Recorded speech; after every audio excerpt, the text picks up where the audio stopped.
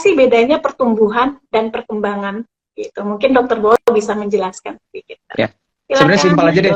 Simpel ya. Karena kan semua orang kan selalu tumbuh kembang anak, tumbuh kembang anak. Itu yang membedakan anak dengan dewasa. Anak bukan dewasa kecil ya. Anak bukan dewasa kecil. Ingat, beda banget. Karena anak punya tumbuh kembang. Nah, tumbuh kembang itu orang suka satu paket, padahal sebenarnya beda. Pertumbuhan itu istilahnya gini. Kalau satu tumbuh, satu kembang. Kalau bertumbuh itu selnya tambah banyak. Karena tambah banyak artinya tambah besar. Nah, jadi intinya gampang. Artinya pertumbuhan hubungannya dengan ukuran. Jadi maksudnya tinggi badan, berat badan, itu pertumbuhan. Sedangkan kalau perkembangan itu matangnya sel. Jadi makin apa ya? Makin matang. Contohlah bunga ya. Kalau bunga tumbuh itu tumbuhnya tambah tinggi. Tapi kalau kembang bunganya tambah bagus. Nah, jadi yang satu tambah besar, yang satu tambah bagus. Itu juga yang terjadi sama otak kita. Yang pertumbuhan itu tujuannya buat tambah tinggi, tambah berat, sedangkan perkembangan tambah pinter. Itu bahasa mudahnya sih. Yang satu tambah besar, yang satu tambah pinter, tambah mampu, tambah matang. Tapi by the way itu dua-duanya berhubungan. Gangguan pertumbuhan berat badan bisa mengganggu perkembangan, sedangkan gangguan perkembangan pada anak-anak yang kebutuhan khusus memang kadang-kadang berat badan terganggu, tingginya terganggu. Jadi memang tidak bisa dipisahkan tersendirilah itu mereka berdua. Perkembangan sendiri dinilai dari aspek apa saja ya dok ya? Kita fokus untuk usia anak 12 bulan, 18 bulan, dan 24 bulan ya dok ya? Monggo, silakan dok. Jadi gini, sebetulnya kalau kita ngomong soal perkembangan ya, kita perkembangan 12, 18, 24, rata-rata orang udah tau lah bahwa kita ini sebenarnya membaginya dalam beberapa aspek.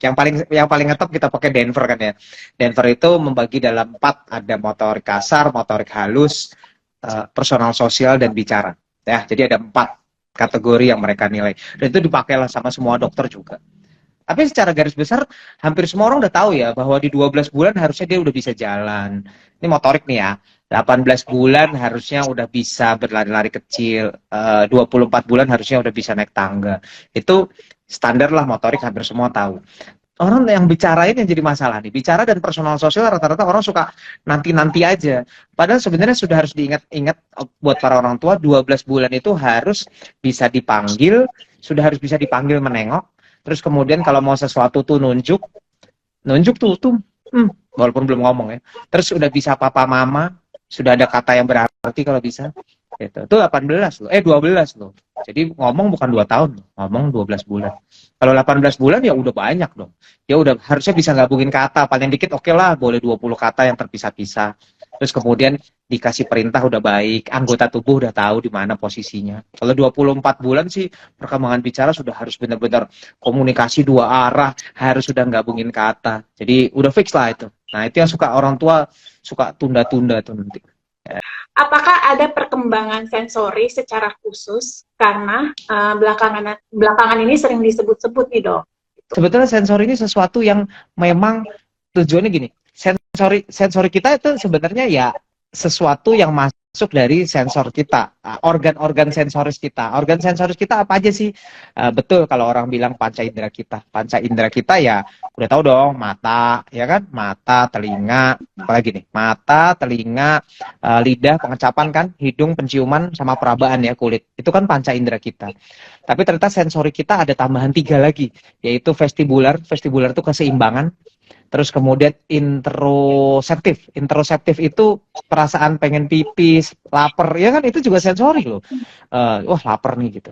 Nah satu lagi yang terakhir proprioceptif itu posisi. Proprioceptif itu posisi misalnya gini. Kita kalau jalan kan nggak usah kalau kita jalan kan kita nggak pakai pikir, oh kanan kiri gitu ya. Kita kan nggak pakai gitu. Nah itu namanya proprioceptif. Kita udah tahu lah posisi kaki kita di mana sehingga kaki kanan dan kiri nggak tabrakan. Perkembangan sensori itu ada banyak sebenarnya. Perkembangan sensori itu dimulai dari umur 0 bulan. Dari 0 bulan itu yang namanya perkembangan sensori itu yang suka kita bilang cuma refleks-refleks aja. Anak kalau ditempel-tempel pipinya terus dia nyari, itu namanya routing refleks, itu sensori. Terus kemudian di umur 1 sampai 4 bulan itu refleks yang bagaimana memperhatikan orientasinya ke tubuhnya sendiri. Jadi dia mulai masukin tangan ke mulut tuh, orientasinya tubuhnya sendiri. Kalau 4 sampai 8 bulan udah sensorinya udah sama orang lain. 4 bulan udah sama orang lain. Jadi kalau kita datengin, tangan kita dipegang, ada orang senyum, dia senyum, itu sensori semua. Kalau 8 sampai 12 sih sensorinya udah bentuk permainan dua arah.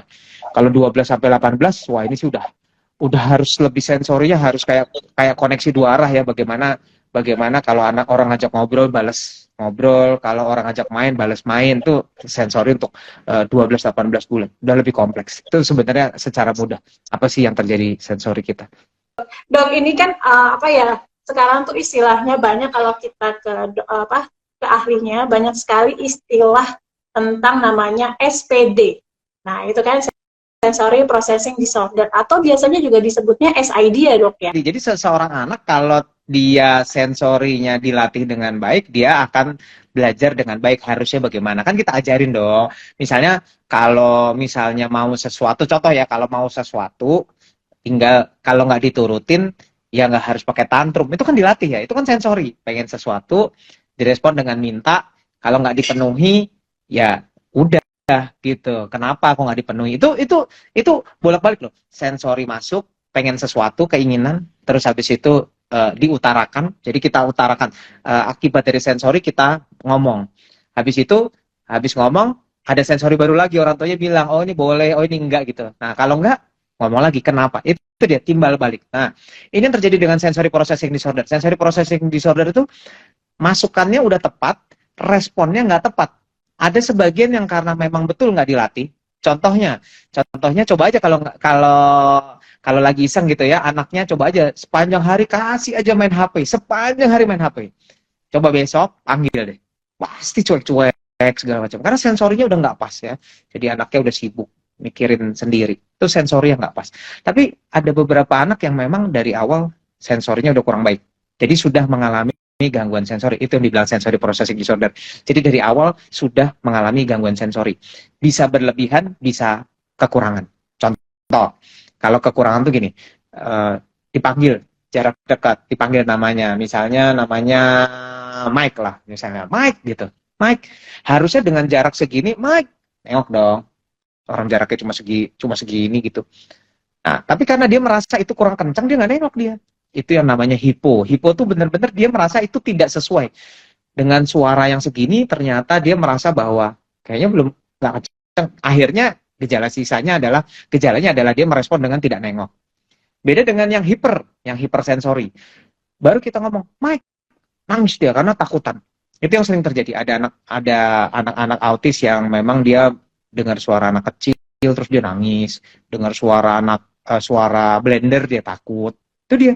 Karena suara yang biasa aja direspon berlebihan. Jadi sensory processing disorder adalah gangguan merespon sensori yang biasa-biasa. Jadi sensorinya harus normal dulu ya. Sensori yang normal direspon dengan tidak normal. Direspon bisa berlebihan, bisa kekurangan.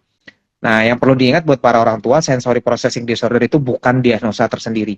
Jadi kalau ada yang datang ke dokter, terus habis itu dokternya bilang, oh ini sensory processing disorder, jangan berhenti. Tanya lagi, sensory processing disorder kenapa dok? Gitu. Karena sensory processing disorder paling sering disebabkan oleh autis dan hiperaktif. Jadi sensory processing disorder ini betul kata Mbak Lydia. Jadi gerbang masuk buat sesuatu yang lebih besar. Sensory processing disorder ini cuma petunjuk aja sebenarnya. Adanya sesuatu yang lebih besar. Jadi jangan sampai para orang tua terus berhenti dengan sensory processing disorder aja gitu. Nah dok, kalau SPD ini harus segera ditanganin nggak dok? Apakah cukup cuma stimulasi aja atau harus ada terapi nih dok? Apa bedanya stimulasi dengan kita terapi dok? Nah, ini pertanyaannya agak berat nih. Jadi gini, pertanyaannya sederhana dulu. Jadi sebetulnya harus diterapi atau enggak? Nah, pertanyaan lagi berikutnya, mengganggu atau enggak? Jadi pertanyaannya gangguan sensorinya mengganggu atau enggak? Kalau tidak mengganggu, ya udah, biarin aja. Kita konsentrasi ke gangguan utamanya. Misalnya kayak dulu, anak saya yang pertama kan saya selalu cerita. Anak saya yang pertama tuh sampai sekarang udah SMP juga masih takut tuh sama pasir tuh. Tapi apakah diterapi? Jawabannya enggak. Kita nggak hidup di atas pasir sih. Saya bukan keluarga yang hidup di atas pasir. Jadi buat saya ya nggak apa-apa lah. Paling banter ke Bali. Ke Bali juga setahun juga mungkin belum tentu sekali saya. Kancol enggak juga tuh. Kadang-kadang aja. Kancol juga ke Dufan kali. Enggak ke pasirnya juga. Jadi buat saya karena tidak mengganggu, saya nggak terapi si sensory processing disorder. Tapi saya tahu ini ada sesuatu yang lain nih. Nah, ternyata betul kan ada gangguan perhatian kan, attention deficit disorder. Itu yang saya beresin.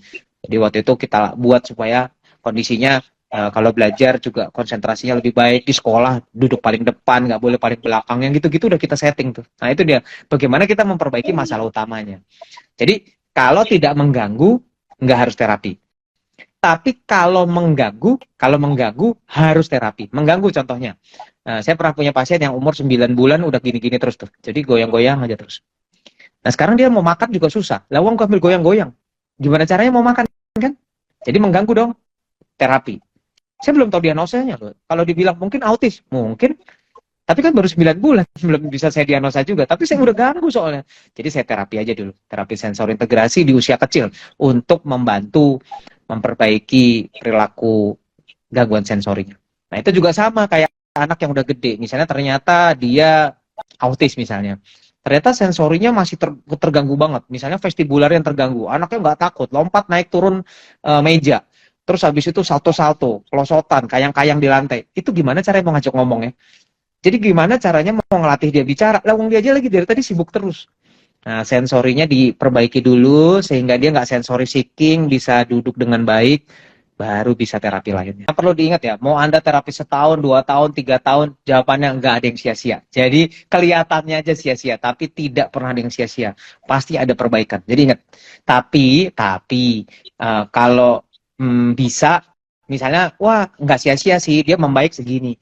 Tapi kita bertanya lagi, mungkin nggak sih kalau kita perbaiki bisa membaiknya segini gitu. Nah, itu yang kita selalu bertanya balik. Jadi jangan sampai putus asa loh. Soalnya ada yang datang gini, "Dok, ini udah terapi udah 2 tahun, kok nggak baik-baik? Saya sekarang berhenti dong." Loh, kok berhenti sih? Kalau dia udah terapi lama, terus nggak membaik, datang lagi. Kontrol, apa yang salah? Apa yang kurang? Kenapa dia udah diterapi dengan baik, kok masih gitu-gitu aja? Naiknya sedikit tuh yang jadi jangan patah semangat dulu ya. Jadi jangan sampai bingung, jangan sampai patah semangat, tapi ditanya balik, kalau nggak membaik kenapa? Kenapa? Ada apa? Gitu. Ada yang kurang nggak? Balik lagi juga kayak kemarin, ada yang datang dengan, "Dok, ini udah 2 tahun nggak membaik. Terapinya," saya tanya, "terapinya apa aja?" Terapi sensori integrasi, terapi perilaku, terapi wicara, terapi okupasi. Dia nanya, "Ada yang kurang nggak?" Saya bilang nggak ada yang kurang, itu semua udah. Nah, terapi di Indonesia cuma ada 4 macam. Semua udah diambil. Kenapa nggak baik? Jawabannya, konsentrasinya yang mana dulu. Kalau dia ambil empatnya semua, anaknya juga nggak baik. Karena apa dulu yang dia kurang? Beresin dulu. Bisa dipanggil nggak? SI, bisa nurut nggak? Perilaku. Kalau udah, yuk terapi okupasi sama bicara. Gitu urutannya. Kalau diambil semua juga jadi kurang bagus. Masing-masing harus dilihat apa masalahnya, dan itu harus konsisten dulu orang rumah. Itu saya selalu bilang, konsisten dong, semuanya konsisten. Jangan bapak ibunya berantem sendirilah intinya. Yang penting buat para orang tua nih, bapak ibunya, selama bapak ibunya bisa jalan bareng, semuanya dilakuin bareng, hasilnya pasti lebih baik dong, karena kan semuanya konsisten. Dan ingat, kalau bapak ibunya berantem buat nentuin ini harus ini terus Anda berantem, saya jamin nggak ada yang menang. Yang ada cuma satu, ada yang kalah, yaitu anaknya kalah pasti, karena anaknya justru nggak membaik. Sebenarnya ADHD itu ada syaratnya dulu. Syaratnya gini. Nomor 1, kalau di scoring ada gejalanya dulu, ada scoringnya. Jadi scoringnya harus memenuhi. Nah, terus ada syaratnya lagi, kan ADHD harus syaratnya ada hiperaktifnya, hiperaktif dan impulsif. Hiperaktif tuh nggak bisa diem, impulsif tuh kalau mau sesuatu maksa, dan inatensi itu gangguan perhatian. Nah, itu ada scoringnya tuh.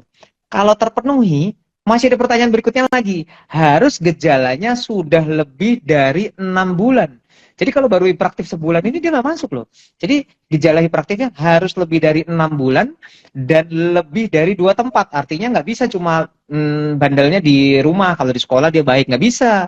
Ada syarat lagi yang ketiga, yaitu harus mengganggu. Nah, kalau Anda merasa memang, wih udah ganggu nih, nyakitin orang lain, di kelas nggak mau diem, dikasih perintah nggak nurut, ya udahlah, itu memang ADHD yang harus diterapi. Dok, apakah dalam KPSP normal berarti aman-aman aja ya dok? Apa wajib anak itu di screening kalau KPSP yang di buku KIA itu normal semua dok? Enggak sih, KPSP Masalah itu udah kalau KPSP itu udah bagus banget loh. Oke. Nah, perlu diingat buat para orang tua, KPSP itu sudah dibuat loose banget. Loose banget tuh artinya gini, KPSP itu kan screening ya. Jadi kalau KPSP-nya ada gangguan, sebaiknya segera dibawa kontrol karena harusnya udah ketinggalan banget gitu. KPSP itu dibuat sampai segitunya sehingga kalau yang gangguannya ringan-ringan aja kayaknya nggak kena deh tuh. Kalau yang ringan banget. Jadi makanya saya bilang kalau udah KPSP sampai ketinggalan sih udah hati-hatilah, itu mestinya udah ketinggalan agak banyak. Tapi kalau KPSP-nya normal gimana? Ya udah nggak apa-apa, nggak usah panik. Yang penting selalu ingat menilai anak itu dari pakai Denver lah KPSP, jangan cuma satu kali aja kan, dia kan bertahap, tiap berapa bulan dicek lagi. Ini dok share tentang sensori anak cerebral palsy statik. Gimana cara stimulasi yang tepat ya dok? Sekarang sudah fisioterapi, baru jalan 2 bulan, tapi masih belum bisa duduk mandiri. Bagi pengalamannya dong dok. Monggo dok. Cerebral palsy spastik ya. Cerebral palsy spastik itu sebenarnya gini, kuncinya adalah bagaimana dia kan biasanya dia biasanya jadi gini. Kalau yang spastis itu bisa kelihatan, anaknya tuh kena senggol dikit biasanya langsung kaku semua. Kan gitu bentuknya. Jadi dia biasanya meresponnya dia malah berlebihan. Jadi kalau dia dipegang sedikit, anaknya kaget atau kelihatannya jadi kaku banget. Nah sebenarnya kalau untuk gangguannya, sentuhannya itu bisa dibantu dengan pijat bayi. Kok bayi sih? Iya kan, CP sebenarnya bisa dideteksi dari awal dan pijatnya itu bisa dipakai sampai besar. Terus habis itu ada yang memakaikan apa ya, senam pada anak, senam ada, kalau yang cuma tidur ya sama kayak senam bayi. Terus ada yang membantu dengan diberikan tekanan. Jadi bukan cuma pijat tapi misalnya dikasih dikasih kayak bantal pemberat. Itu sebenarnya salah satu latihannya. Tapi kunci utamanya sih sebenarnya kalau untuk anak cerebral palsy, bagaimana dia diterapi sehingga dia itu nggak selalu, jadi dia harus lentur, nggak mengkakukan badannya, dan dia bisa tahu posisi yang rileks kayak apa. Seberapa lama kita bisa melihat perkembangan dalam terapi anak? Karena kan ya tadi saya bilang, apakah dalam waktu 2 bulan anak sudah bisa kelihatan tuh dok perkembangannya? Ya, yang tadinya segini jadi segini. Nah, itu kira-kira butuh berapa lama ya dok? Kita sih standarnya biasanya 3 bulan sekali. 3 bulan sekali kita mesti nilai sih seberapa perkembangannya. Saya kadang-kadang kalau yang tempatnya jauh, saya selalu bilang 3 bulan dinilai aja sama psikolognya di sana atau dokter anak terdekat, nanti 6 bulan baru ketemu saya. Itu kalau yang jauh-jauh ya dari luar Jakarta. Tapi balik lagi sebenarnya per 3 bulan yang terbaik untuk menilai. Kalau bisa nggak dinilai dengan per minggu? Bisa aja sih, tapi Anda kalau naiknya dikit, ini nggak terima nggak gitu. Kebanyakan kan orang tua pengennya yang instan-instan gitu. Ntar kalau seminggu naiknya baru dikit, kesel lagi nanti. Jangan. Jadi makanya saya bilang tergantung Anda sih, tapi sebaiknya sih per 3 bulan oke lah. Dok, ini lanjutin ya dok ya. Nah, kalau anaknya nih dok ya, kan banyak ya, saya di tempat terapi ataupun member saya sendiri gitu, anaknya dibilang sebulan tuh nangis aja gitu. Nah itu gimana dok? Kan jadi, ya kan pasti orang tua, ya saya juga bingung ya kalau merekomendasikan ke member itu, ya kalau enggak ganti terapis atau apa. Nah kira-kira gimana nih dok? Ternyata anaknya selama 1 bulan ya di tempat terapi nangis aja gitu. Niat tempat terapi nangis, niat terapis nangis. Nah itu gimana dok? Sebenarnya tergantung Ada terapinya sih. solusinya nggak dok? Iya tergantung terapinya juga sih. Sebenarnya kalau terapinya misalnya apa dulu terapinya? Kalau fisioterapi dia nangis mungkin emang sakit kali ya. Kalau betul dia setiap di misalnya mau di stretching nangis, kita tanya balik, ini terlalu kaku kali. Kalau terlalu kaku mungkin butuh obat emang buat ngelenturin sehingga dia nggak kesakitan. Ya, jadi kalau terapi fisioterapi begitu, kita tanya balik, jangan-jangan emang sakit banget loh. Kalau sakit banget, anaknya ketakutan akhirnya nangis dong. Ya, jadi kalau itu dibantu obat buat ngelenturin. Sekarang kalau terapi bicara nangis terus. Ya jangan-jangan emang dia belum bisa sanggup duduk, terus dipaksa-paksa duduk. Duduk sini, ayo nurut. Ya emang dia belum bisa. Ya terapi yang lain dulu. Tapi yang saya suka bertanya-tanya kalau terapi sensori integrasi nangis sih ya, karena terapi sensori integrasi itu bentuknya main. Jadi supposed to be nggak nangis sih sebenarnya. Makanya saya suka bertanya-tanya kalau SI nangis tuh diapain ya? Gitu. Karena kalau SI harusnya sih nggak boleh nangis. Orang main kok, cuma bener main puter-puter naik turun gitu doang. Dan kan bentuknya main dan gak maksa. Jadi yang namanya sensori integrasi pada sensori integrasi itu harusnya nggak pakai dipaksa. Ada programnya betul, tapi nggak pakai dipaksa. Oh harus disikat 10 kali, 20 kali. Oh harus ini nggak gitulah bentuknya main. Kalau memang harus ada main sensori-sensori di kulit, ya pakai apa? Kayak mobil-mobilan dulu apa gitu biar dia nggak takut. Jangan tahu datang-datang. Oke ini sikat gigi ya, kita gosok-gosok ya. Takut lah. Ibu juga ada orang asing datang tiba-tiba gosok-gosok ibu, tangan ibu pakai sikat gigi juga ibu takut kali. Gitu kan, semua juga takut lah digituin. Orang asing. Santai dulu, main dulu. Makanya kalau dia sensor integrasi nangis terus, coba deh dibikin lebih santai dulu, lebih main. Tetap tetap terapi dalam bentuk main dulu. Sampai dia nyaman baru start yang program-programnya. Itu tipsnya sih begitu. Kalau kalau sensori integrasi sama terapi okupasi, apakah berbeda, Dok? Nah, ini banyak orang tua nih masih sama metode apa namanya terapi behavior, Dok. Jadi terapi okupasi itu sebetulnya suatu apa ya, suatu kayak suatu terapi melingkupi banyak hal gitu. Termasuk sensori integrasi itu dulu bagian dari okupasi, terapi perilaku juga bagian dari okupasi. Jadi sebetulnya semuanya terapi okupasi sih sebenarnya gitu. Tapi di beberapa kota kayak di Jakarta terutama yang lebih senang semuanya serba spesifik, sensori integrasi dipisahin, terapi perilaku dipisahin, terus yang dibilang terapi okupasi, itu lebih ke terapi okupasi motorik halus namanya. Latihannya garis, latihannya ngeronce gitu-gitu. Ya, jadi itu sebenarnya. Tapi kalau benar di daerah, banyak daerah yang terapi okupasi itu mencakup semua. Nah, itu pinter-pinternya si terapi soalnya. Karena gini, kalau misalnya anaknya masih nggak bisa diem, anaknya nggak mau nurut, terus dia dimasukin ke terapi okupasi, terus diajarinnya motorik halus, pasti nggak berhasil. Tapi bisa sih, tapi akan lama. Nah, tapi kalau si terapisnya yang okupasi, jadi kayak contohnya di salah satu rumah sakit di Jakarta ada loh yang terapinya semuanya namanya okupasi. Tapi di dalam nanti terapisnya yang menilai, oh Bu ini ruangannya jadi satu. Oh Bu ini terapi okupasinya nanti masih yang ini dulu ya, yang main-main dulu ya, yang sensori dulu. Dipisahin dia ke pojok yang sensori. Jadi si terapisnya jago, bisa semua. Oh ini yang udah bisa, ini Bu, ini latihannya okupasinya yang ini ya, yang perilaku, yang ngajarin perilakunya biar nurut. Di pojok yang satunya lagi. Itu boleh aja.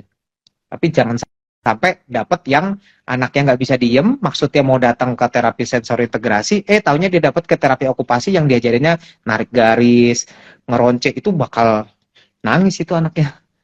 Orang tiba-tiba baru datang disuruh duduk, ayo duduk sini, nggak boleh gerak, ayo sini ikutin garis, langsung stres anaknya. Kalau ada nggak kecocokan sedikit, ada nggak cocok gitu ya, kok di terapis itu nangis, coba dibicarain dulu lah sama terapis ya, jangan buru-buru menilai jelek, belum tentu loh, soalnya kadang-kadang kita menilai jelek, ternyata sebenarnya itu memang bagian dari terapi.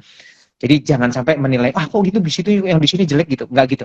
Coba bicarain dulu, Bu, ini kan anaknya masih nangis, ada langkah apa ya Bu kira-kira yang di ini. Kalau orang di sana bilang nggak apa-apa Bu nangis, kita tungguin apa berhenti, ya itu juga nggak tepat sih. Tapi kalau oh iya kita coba ya tensnya diturunin dulu, kita agak lebih santai dulu sekarang biar dia main-main dulu aja dia sendiri di minggu ini, minggu depan baru kita coba, nanti kita coba temenin main. Jangan langsung menilai apa namanya, oh tempat terapi ini aduh kayaknya nggak bagus atau ininya nggak bagus, kita coba lihat dulu permasalahannya ya, Iya, Dok ya. Jangan sama langsung terapisnya langsung. Tanya sama terapisnya, Pak tadi saya lihat kok anak saya tadi dipanggil pakai disuruh pakai nadanya kencang banget Pak, emang kenapa ya gitu. Oh kalau pakai nada biasa emang kenapa sih Pak gitu, tanya dong gitu, Ya, tanya. Terus juga sama tanya di rumah PR-nya apa gitu, nanti kan itu yang justru itu yang harus didiskusikan. Jadi jangan bilang sesuatu yang jelek berdasarkan apa yang kita lihat, belum tentu loh, mungkin emang ada tujuan tertentu ya. Jadi jangan langsung menjudge lah. Pesan saya sih yang tadi aja lah ya, buat para orang tua, please jangan nyerah. Mau kayak apapun Anda merasa bahwa Anda udah terapi segini banyak, udah keluar berapa banyak, udah apapun yang Anda lakukan, yang perlu diingat baik-baik cuma satu, jangan nyerah, dan apa yang Anda udah habiskan waktu, uang, segala macam, itu nggak ada yang sia-sia kok. Itu semua akan berguna pada waktunya nanti. Ya, cuma tinggal kita konsentrasi, setiap ada masalah, selalu ada solusinya. Ingat, setiap ada masalah, selalu ada solusinya. Jadi, tenang, bicarakan masalahnya apa, cari solusinya. Itu yang paling baik lah untuk membantu anak-anak dengan kebutuhan khusus.